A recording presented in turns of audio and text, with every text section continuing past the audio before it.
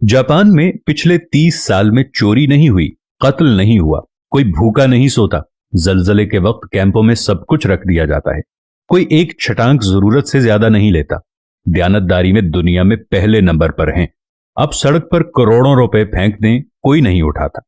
आप कंधा मारें तो सामने वाला माजरत करता दिखाई देगा। तरक्की और टेक्नोलॉजी में दुनिया से 10 साल आगे जीते हैं। काम इतना करते हैं कि वजीर आजम हाथ जोड़कर आराम के मशवरे देता है। सिगरेट की राख झाड़ने की डिब्बियां जेब में रखते हैं। सफाई इतनी है कि सड़कों में मुंह नजर आए। पाबंदी वक्त इतनी कि 5 मिनट ट्रेन लेट हुई तो पूरी कंपनी बंद कर दी। अखलाक इतना बुलंद कि आप हैरत से मुंह तकते रह जाएंगे। इखलास, मेहमान नवाजी और सकाफत कमाल। मोहब्बत वफा इतनी कि जापानी बीवी पूजा करने लग जाए और आपको इतना खिलाए कि मोटे होने का खौफ तारी हो जाए। चावल की फसल मरगूब ग़िज़ा। एक दफा कहत पड़ा तो 30 साल का ऐसा जखीरा कर लिया कि दुनिया से चावल नायाब हो गए, लेकिन वहां से खत्म ना हुए। जापानी जिसके हो गए बस पत्थर पर लकीर है। निजाम सेहत ऐसा कि टॉयलेट आपको जिस्म की पूरी डिटेल दे दे। 2 नंबरी और बेईमानी का तस्वुर महाल। और अब आते हैं कि जिस मुल्क में लाखों लोग तबलीगी इज्तिमात में जाते हों, जहां लाखों लोग दावत दीन के लिए सफर करते हों, जहां से लाखों लोग बैतुल्ला, उमरा और हज के लिए जाते हों, मिलादुन नबी के मौके पर हर शहर में जुलूसों में लाखों लोग शामिल हों, जिस मुल्क में हर रात लाखों महफिल मिलाद और दरस कुरान होते हैं, जिस मुल्क में यौम आशूर पे लाखों लोग गम हुसैन रदी अल्लाह ताला अन्हो में अज़ादारी करते हों, जिस मुल्क में ईद और जुमे में बड़े बड़े इज्तिमात होते हों, जिस मुल्क में तस्बीहात पढ़ने वाले लाखों में और दुरूद सलाम की तादाद अरबों में हो, वो मुल्क ईमानदारी में दुनिया में 160वें नंबर पर है।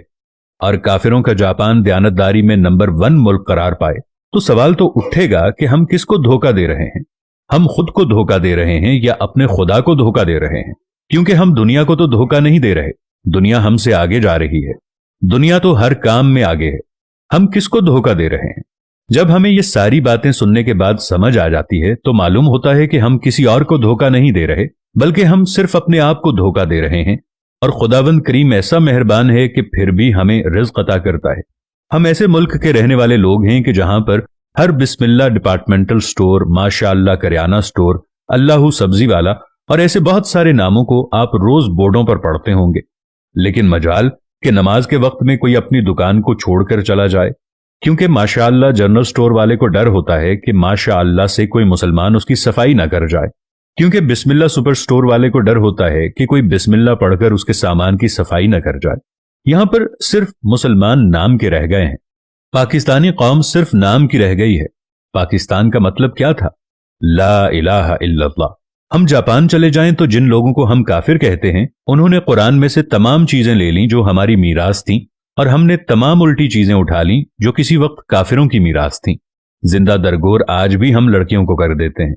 आज भी किसी के घर में कोई लड़की पैदा हो जाए तो उसको फोन करके ये कहा जाता है कि फिक्र नहीं करनी, इंशाअल्लाह अल्लाह तुम्हें बेटा भी अता करेगा। अरे बेटे मांगने वालों, पहले अपने लिए ईमान तो मांग लो। मैं आज अपने देखने वालों के साथ मिलकर अपने रब्बुल इज्जत से ये दुआ मांगता हूं कि मेरे पाक परवरदिगार पाकिस्तान का मुस्तकबिल रोशन फरमा। मेरे पाक परवरदिगार हम तमाम इंसानों के दिलों से मैल को निकाल दे।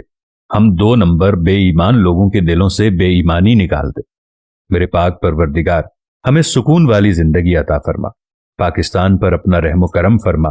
पाकिस्तान को आदिल और सच्चे हुक्मरान अता फरमा। आमीन या रब्बल आलमीन।